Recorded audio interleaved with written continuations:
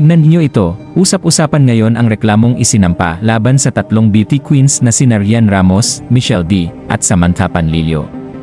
Ayon sa ulat, inakusahan sila ng umano'y iligal na pagkulong sa isang lalaki na kinilalang alias, Totoy, na sinasabing personal assistant ni Rian Ramos, sa loob ng isang condo unit sa loob ng 3 araw. Batay sa salaysay ng driver, pinipilit daw siyang umamin tungkol sa isang angpao na umano'y may lamang sensitibong larawan na sinasabing kinuha niya. Dahil wala raw siyang maibigay o maipaliwanag, iginiit ng driver na siya ay sinaktan, kabilang ang umano'y pananakit ni Michelle D at ang paggamit ng alkohol sa kanyang katawan, pati na rin ang iba pang pisikal na abuso na idinawit niya sa dalawa. Dahil dito, maraming netizen ang nagpahayag ng awa at lungkot para sa driver, habang may ilan namang nagsasabing mahirap umanong lumaban kapag ang inirereklamo ay may impluwensya at pera. Sa ngayon, hinihintay pa ang panig ng mga nasasangkot at ang opisyal na resulta ng investigasyon.